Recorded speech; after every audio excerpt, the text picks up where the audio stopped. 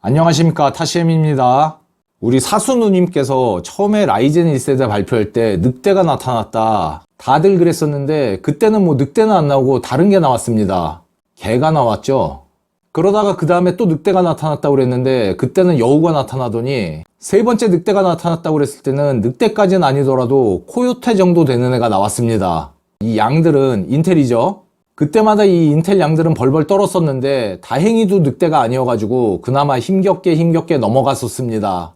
그러고 난 다음에 사수 누님이 이번에도 이제 또 늑대가 나타났다고 그랬는데, 마을 사람들이 맨날 속다 보니까 뭐 잘해야 승냥이나 일이나 그쯤 왔나 보다 그렇게 생각을 했었는데, 이번에는 정말로 늑대가 왔습니다. 그래서 그 늑대 중에 한 마리를 제가 빌려왔습니다. 이번에는 늑대가 총 4마리가 왔는데 제일 조그만 늑대입니다. 5600X예요.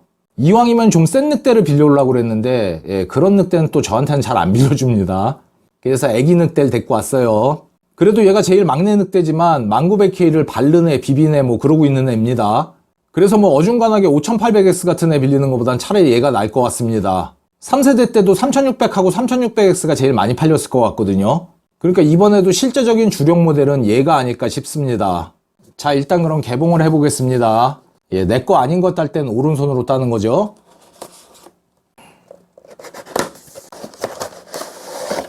쿨러 들어있네. 쿨러 없다더니 5600X까지는 들어있나 봅니다. 뭐 종이 쪼가리 들어있고요. 중요하니까 읽어달랍니다. 뭐 대충 내용은 호환 바이오스로 업데이트 했을 때 소켓 AM4하고 호환이 된다는 그런 내용이에요. 그러니까 일단 이거 쓰려면 업데이트부터 하라는 얘기겠죠. 이 막내 늑대는 중국에서 42주차에 태어난 늑대입니다. 쿨러는 레이스 스텔스 쿨러 같습니다. 자, 일단 전세대 3600X 그리고 1900K랑 스펙을 한번 비교해 보겠습니다. 자, 일단 5600X랑 1900K의 차이를 살펴보면 코어 스레드 숫자랑 최대 클럭 말고는 대충 다 얘한테 깨집니다. 이 내장 그래픽이 있고 없고의 차이가 있는데, 뭐 1900K 정도 쓰시는 분이 내장 그래픽 쓰는 일은 거의 없기 때문에 뭐 의미가 없습니다. 그러면 이거 두 가지 말고는 다 5600X보다 못합니다. 제조 공정은 뭐 이건 이 14나노 이건 진짜 너무하다 싶고요. L3 캐시도 5600X가 더 많고요. 전기는 거의 2배 가까이 더 처먹습니다. PCI 버전도 3.0까지만 지원하고요. 메모리 클럭도 2933까지 밖에 지원 안 해요. 그래서 스펙상으로는 코어가 많고 클럭이 높게 들어간다는 거 말고는 5600X에 비해서 특별한 장점이 없습니다. 물론 스펙상에 나오지 않는 장점이 더 있긴 하지만 스펙상으로는 어쨌든 얘한테 깨집니다. 이 둘은 그렇고요. 그러면 전세대 3600X에 비해서 5600X가 뭐가 달라졌느냐? 얼핏 보기에도 대충 다 똑같습니다. TDP가 95W에서 65W로 줄었다는 것 정도가 눈에 띄고요. 부스트 클럭도 0.2GHz가 더 오르긴 했는데 뭐 그렇게 큰 차이는 아니죠. 그래서 얼핏 보면 3600X에 비해서 5600X가 뭐 그렇게 특별하게 좋아진 것 같지가 않아요. 그런데 사실 가장 큰 차이는 이 L3 캐시를 포함한 CCX 구조에 있습니다. 이 L3 캐시가 서로 32메가씩 똑같아 보이지만 이번에 아주 큰 차이가 생겼습니다. 이게 라이젠 CPU의 다이 구조인데요. 이렇게 CCD 2개랑 IO 다이 1개로 구성이 되어 있습니다. 그런데 이렇게 CCD를 2개를 가지고 있는 거는 5900X랑 5950X 밖에 없습니다. 이 CCD 하나에 코어가 총 8개까지 들어가거든요. 그래서 3800X부터는 얘가 필요가 없습니다. 5000번대에서는 5800X부터 얘가 필요가 없는 거죠. 그래서 얘하고 얘만 남는데, 그 중에서 CCD를 살펴보면 이렇게 생겼습니다. 요거 하나를 CCX라고 하는데 3600X는 이렇게 2개의 CCX로 이루어져 있어요. 5600X는 이렇게 하나의 CCX로 되어 있습니다. 일단 이렇게 코어가 8개가 다 살아있으면 5800X가 되는 거고요. 그러니까 5600X는 코어가 2개가 없습니다. 그래서 2개가 죽고 6개만 남아있는 게 5600X예요. 3600X도 마찬가지로 코어가 하나씩 없습니다. 그래서 이렇게 CCX 하나에 5600X는 6개의 코어가 들어가 있고요. 3600X는 CCX 하나에 3개씩 들어가 있어요. 이 두 가지가 무슨 차이가 있냐면, 예를 들어서 요 코어 하나를 놓고 봤을 때 이 코어가 쓸 수 있는 S3 캐시는 16메가 밖에 안 됩니다. 얘도 16메가만 쓸 수 있고요. 하지만 5600X는 코어 6개가 모두 다 32메가를 공유하고 있습니다. 그래서 얘도 16메가 합치면 32메가고 얘도 32메가인데 코어 하나씩만 놓고 보면 쓸 수 있는 캐시의 용량이 절반밖에 안 됩니다. 여기서 오는 차이도 클 뿐더러 이 코어 간에도 서로 통신을 하거든요. 그런데 5600X 같은 경우에는 얘하고 데이터를 주고받을 일이 있으면 다이렉트로 주고받을 수가 있어요. 그런데 3600X는 예를 들어서 얘하고 통신을 할 때는 이렇게 다이렉트로 연결이 되지 않습니다. 여기가 끊어져 있죠. 그래서 이 IO 다이를 한번 거쳐가지고 주고받아야 됩니다. 여기에서 오는 지연이 꽤 있기 때문에 레이턴시가 늘어져요. 그래서 이 두 가지는 똑같이 S3 캐시가 32메가지만 굉장히 큰 차이가 있습니다. 인텔은 진작부터 이렇게 만들고 있었는데 AMD는 왜 이제 와서 이렇게 만드냐면 이 두 가지가 얘가 얘에 비해서 생산 수율이 많이 떨어집니다. 아주 쉽게 예를 들어서 코어가 8개짜리 CPU를 만드는데 이 8개가 전부 다 양품으로 나오는 게 아니거든요. 7개는 제대로 나왔는데 이렇게 하나가 죽을 수도 있어요. 그러면 이런 구조는 이거 전체를 다 버려야 됩니다. 그런데 이런 방식은 코어 하나가 분량이 낮다. 그러면 얘만 버리면 됩니다. 얘는 그냥 쓸 수가 있어요. 그래서 AMD가 여태까지는 이 방식을 고수했던 건데 맨날 인텔한테 발리니까 이제 안 되겠다. 그래서 AMD도 생산 수율을 다소 손해보더라도 이 방식으로 가는 겁니다. 자, 그럼 이제 테스트를 해볼 건데요. 일단 5600X를 가지고 PBO로 한번 수동 오버로 한번 그렇게 한번 돌려보겠습니다. 예, 5600X 테스트 환경이고요. 커스텀 3열 순행입니다. 1900K 테스트 환경입니다. 커스텀 3열 순행이고요. 실내 온도는 20.1도입니다.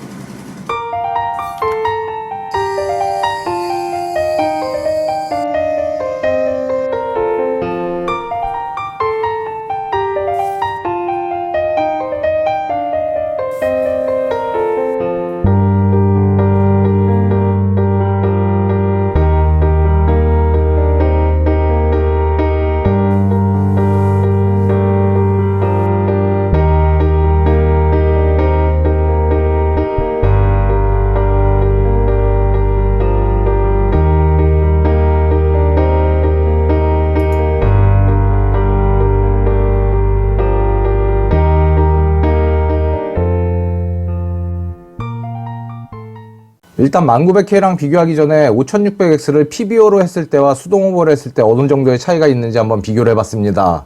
왜냐하면 PBO도 상당히 높게 터지기 때문에 싱글 코어 기준으로 47.5배수까지 올라가거든요. 그러니까 어설프게 수동 오버를 하면 PBO보다 안 좋은 결과가 나올 수도 있습니다.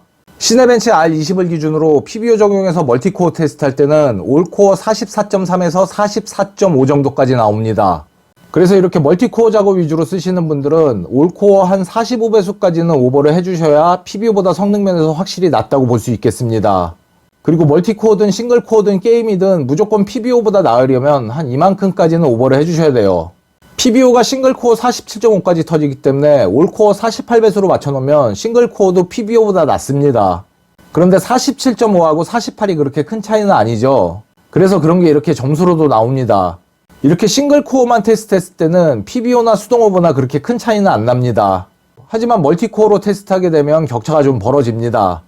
이 둘 다 램오버는 똑같이 3800에 15, 15, 15, 30에 세브램탑까지 쪼였습니다. 이 둘 간의 점수는 빨간 쪽이 이기는 겁니다. 그러니까 이 세 가지 벤치 다 모두 수동 오버 쪽이 점수가 높고요. 다음은 CPUG 벤치마크 안에 AVX2 벤치도 있거든요. 이 테스트도 싱글하고 멀티 점수가 각각 이렇게 나오고요. 블렌더 2.90은 숫자가 낮을수록 좋은 거죠. 그리고 이 PC마크 10은 하위 항목으로 여러 가지 테스트가 있잖아요. 모두 다 수동 오버 쪽의 점수가 높습니다. 3D막 파이어 스트라이크도 FHD나 4K나 모두 수동 오버 쪽의 점수가 잘 나오고요. 3D막 타임스파이도 마찬가지입니다. 이 지시봉을 바꿨습니다, 제가. 원래 효자손이 저의 시그니처인데 댓글에서 쓰레기 유튜브 소리 듣고 제가 바꿨습니다. 그 악플단 개 때문에 바꾼 건 아니고 혹시나 또 다른 분들도 불편하게 생각하실 수 있겠다 싶어가지고 그냥 바꿨어요. 그런데 언제 다시 효자손으로 복귀할지 몰라요. 이거 그립감이 안 좋아. 스카이다이버에서도 결과는 마찬가지고요. 다음은 게임 프레임 테스트인데요. 요거 하나가 PBO가 빨간색입니다. 디비전2 평균 프레임인데 0.1 프레임밖에 차이가 안 나긴 해도 어쨌든 얘가 더 높게 나오긴 높게 나왔습니다. 아마 디비전2가 멀티코어 성능에 영향을 거의 안 받나 봅니다. 배틀그라운드나 툼레이더도 수동 오버 쪽의 점수가 높긴 하지만 그렇게 차이가 크게 나는 건 아닙니다. 그러니까 나의 PC 사용 주목적이 게임이고 수동 오버가 좀 복잡해서 하기가 싫다, 그러시는 분들은 그냥 PBO로 쓰셔도 큰 차이는 없습니다. 그런데 이 수동 오버가 램 오버 쪽은 차라리 좀 복잡하지만 CPU 오버는 되게 단순합니다. 그래서 어차피 램 오버까지 하실 거면 CPU 오버는 그냥 숟가락 하나만 더 올리시면 됩니다. CPU 오버는 그렇게 어렵지 않습니다. 대신 클럭을 많이 올리려고 하시면 쿨러는 좀 성능이 좋은 애를 쓰셔야 됩니다. 대충 3열 순행 정도 쓰시면 이 5600X가 가지고 있는 원래 능력 중에서 많은 부분을 쓰실 수 있을 겁니다. 자, 그래서 5600X가 PBO에 비해서 수동 오버 쪽이 모든 면에서 결과가 좋기 때문에 수동 오버를 한 상태에서 테스트를 진행했습니다. 디비전2의 평균 프레임 한 가지가 PBO 쪽이 0.1 프레임 더 높게 나오긴 했는데요. 그거야말로 오차범위 내고 한 번 더 돌려보면 어떤 결과가 나올지 모릅니다. 어쨌든 디비전2도 수동 오버가 PBO보다 못하다고 할 수는 없어요. 그래서 이렇게 수동 오버를 한 상태로 진행을 했고요. 1900K도 이렇게 오버를 한 상태로 진행을 했습니다. 물론 얘네들을 둘 다 자동으로 놔둔 상태로 테스트를 진행해 볼 수도 있지만 그거는 사실 의미가 없습니다. 왜냐면 예를 들어서 1900K 같은 경우에 얘를 사가지고 순정 상태로 쓰는 사람은 거의 없을 거기 때문에 그렇습니다. 얘도 마찬가지입니다. 얘 같은 경우에 CPU 오버까지 그냥 PBO로 쓰시는 분들도 많이 계시겠지만 램 오버까지 안 하고 그냥 쓰는 분들은 그렇게 많지 않을 겁니다. 그래서 물론 이런 오버클럭이 수율에 따른 편차가 있긴 있겠지만 그래도 오버클럭을 한 상태에서 테스트를 진행하는 게 맞습니다. 차라리 이런 오버클럭 테스트들이 수율에 따라서 여러가지 다른 결과가 나오면서 그것들이 모여가지고 어떤 데이터베이스가 만들어지는 게 낫지, 예를 들어서 5600X 49배수의 램 3800이 1900K 50배수의 램 4000보다 낫다, 이런 식으로 데이터들이 축적되는 편이 저는 낫다고 봅니다. 그게 현실적인 비교가 아닐까 싶어요. 모든 사람들이 오버클럭을 안 하고 쓴다면 그냥 순정 상태로 비교하는 게 맞죠. 그런데 그렇지가 않기 때문에 이런 식의 비교가 더 의미가 있을 거라는 게 저의 생각입니다.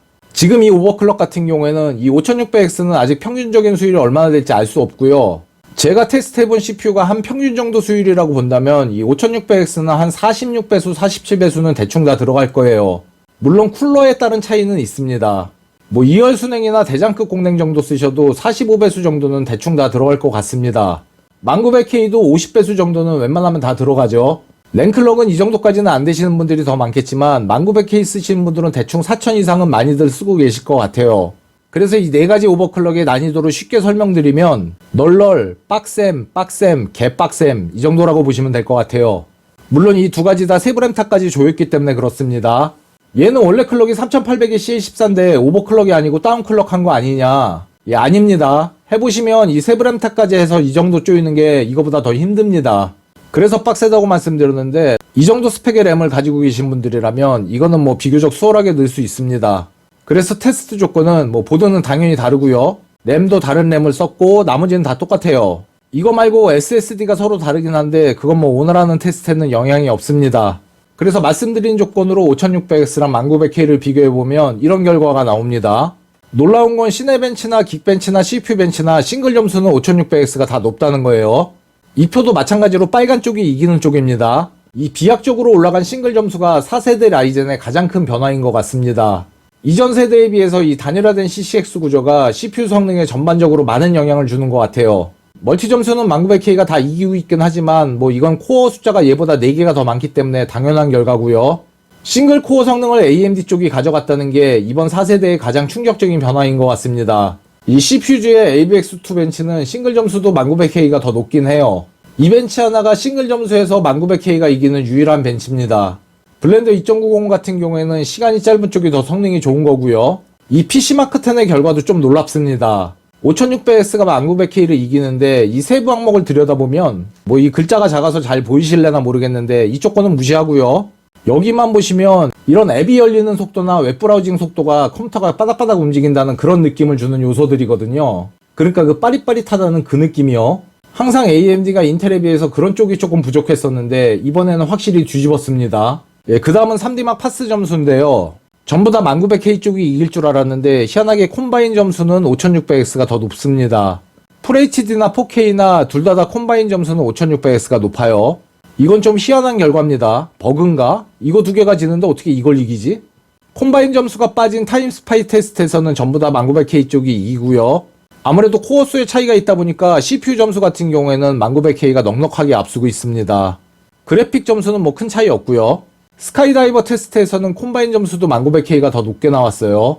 이 결과가 아마 정상일 것 같습니다. 아까 파이어 스트라이크가 좀 이상한 것 같고요. 다음은 게임 프레임 비교입니다. 전부 다 1900K 쪽이 이기는데 툼레이더의 평균 프레임 하나는 5600X가 근소하게 앞서요. 뭐 0.2프레임 밖에 차이가 안 나긴 하는데 그래도 살짝이라도 얘가 앞서긴 앞섭니다. 인게임 벤치에서 보면 둘 다 172프레임으로 똑같습니다. 그러니까 툼레이더에서는 거의 비슷한 성능을 보여주고 있는 것 같고요. 배틀그라운드하고 디비전2에서는 1900K가 조금 더 앞섭니다.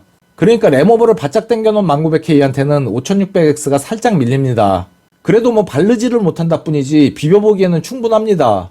이 둘의 가격 차이가 다나와 최저가 기준으로 한 25만원 정도 차이가 나는데요. 그런데 게임 성능에서는 뭐 큰 차이 없다. 참 개망신이다. 이게 결론입니다. 그리고 또 하나는 램오버를 좀 적극적으로 해야 되겠다. 이게 두 번째 결론입니다.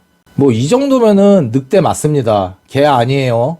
자, 오늘 영상을 요약해 보겠습니다. 그래도 막내 늑대에 비해서는 1900K가 우위에 있다는 건데 왜 부등호로 이렇게 어정쩡하게 그려놨느냐. 램오버를 했을 때 얘기입니다. 얘를 만약에 램오버를 안 하면 어떻게 되느냐. 이 배틀그라운드가 램오버를 많이 타는 게임이라서 배틀그라운드 하나만 테스트 해봤는데요. 이게 지금 4600, 16, 16, 32에 세부램타까지 오버했을 때 나오는 프레임이거든요. CPU 배수랑 랭클럭, 기본 램타 16, 16, 32까지는 그대로 두고 세부램타만 그냥 다 오토로 풀어봤습니다. 그랬더니 딱 220프레임 나와요. 그러니까 23프레임 차이 나는 거죠. 뭐 220프레임 자체도 안 좋은 건 아니지만 그 상태로는 얘한테 깨집니다. 그래서 좀 느슨하게 오버를 했었으면 30만원 이상 차이 나는 얘한테 밀릴 수도 있어요. 얘는 Z보드를 써야 되기 때문에 보드 가격까지 합치면 최소 30만원 이상 가격 차이 나는 게 맞죠? 40만원이나 그 이상 날 수도 있습니다. 그래서 최강의 성능을 원한다면 얘한테는 오버가 선택이 아니고 필수입니다. 얘는 PBO랑 XMP로 그냥저냥 버티면서 써도 크게 불만은 없을 수 있는 애예요.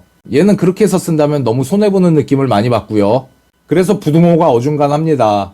이 K자가 붙은 인텔 CPU의 신세가 딱 북극곰 신세입니다. 지금 얘네 때문에 얼음이 다 녹아가지고 설탕이 별로 안 남았습니다. 그래도 아직 완전히 다 녹은 건 아니에요. 아직은 손바닥만큼 남았어요. 뭐 램오버라든가 레이턴시라든가 CPU 오버클럭 잠재력 같은 건 아직은 얘네가 우위에 있죠. 그 남은 땅을 최대한 잘 활용해가지고 버텨야 됩니다. 예, 신세가 고달퍼졌어요. 다음은 5600X의 PBO와 수동오버의 비교인데요. 이전 세대에도 그랬지만 여전히 수동오버 쪽이 확실히 낫습니다. 그런데 얘 역시도 부등호가 애매한 거는 어설프게 하면은 얘보다 못할 수도 있어요. 그래서 이왕 해줄 거면 제대로 해줘야 되는데 그렇지 않을 거면 그냥 PBO 쓰는 것도 괜찮습니다. 여기까지가 오늘 영상의 요약이고요. 그러면은 바짝 램오버를 해준 1900K랑 5900X를 비교하면 어떻게 될 것이냐. 일반 작업에서는 이미 얘한테 많이 밀린다고 봐야 되고요. 게임에서의 비교입니다. 제 생각엔 램오버를 신경 써서 해주면 얘한테 밀리지는 않을 것 같아요. 왜냐하면 얘는 램오버를 해주고 싶어도 3800이 한계거든요. 얘는 그런 족쇄가 없기 때문에 들어가는 만큼 넣고 쓰면 돼요. 5600X는 사실 급이 좀 안 맞으니까 5900X 또는 5800X랑 비교해보면 재밌을 것 같습니다. 그러면 현재 시점에서 고사양 게이밍 PC를 맞추려고 하면 어떤 조합이 제일 가성비가 좋겠느냐. 그거를 얘기하기 전에 우선 얘네들의 가격이 살짝 좀 불만입니다. 아니 사실 우리 소비자가 예상했던 그림은 얘네가 잘 나오면서 예전 가격으로 나오는 거죠. 그래야 이런 애들이 가격이 훅 떨어지고 소비자도 선택의 폭이 넓어지는 건데 잘 나온 것까지는 좋은데 또 가격을 올려버렸어요, 이 누나가. 이 아줌마가 올챙이적 생각을 못하고 또 기회는 찬스다 그래가지고 그새 또 홀랑 가격을 올려버려요. 아줌마가 잘못한 거야. 얘가 3600X처럼 한 22만원 정도에 판매가 됐으면 그냥 끝났죠. 아쉽게도 지금 현재 가격은 원래 이 아줌마가 좀 올려놓은 데다가 용산 가산세까지 붙어가지고 그렇게까지 대박이다 라고까지 할 수는 없어요. 그래도 원체 제품이 잘 나와서 가성비 조합에 포함시키기에 손색이 없습니다. 한 150만원 정도의 예산을 잡고 계시다면 5600X에 한 3070 정도로 조합하시면 굉장히 막강한 PC가 나올 것 같아요. 보드는 B550 중에 오버클럭 좀 잘 들어가는 애로 고르시면 될 것 같고요. 얘가 뭐 언제쯤이나 그 정도까지 가격이 떨어질지 모르겠지만 분명히 20만원대까지 떨어질 겁니다. 그 정도 가격이라면 정말 메리트가 철철 넘치죠. 지금은 살짝 아쉬운데 그래도 최강의 가성비 조합을 찾는다면 얘를 쓰는 게 맞을 겁니다. 제가 B550 보드는 몇 개 빌려왔어요. 이거 ITX 사이즈인데 얘도 하나 빌려왔고요. 얘도 ITX 사이즈인데 얘도 하나 빌려왔습니다. 뭐 최대한 빨리 리뷰 영상을 한번 올려보겠습니다. 이 5600X도 처음에 랭클럭이 3400도 안 들어가길래 하나 더 갖고 왔거든요. 이 미개봉입니다. 그런데 지금 테스트하고 있는 애가 잘 돌아가면 얘는 뜯지 말라고 그랬거든요. 팔 거니까. 근데 한번 뜯어보고 싶네. 이게 이렇게 미개봉 CPU를 보면은 항상 내 거보다 수율이 좋아 보여요. 병이지 병. 그게 무슨 병인지 하여튼 안 좋은 병입니다. 5900X나 5800X 구해가지고 그건 한번 까봐야겠습니다. 자, 오늘 영상 여기까지입니다. 긴 시간 동안 시청해주셔서 감사합니다. 안녕히 계십시오.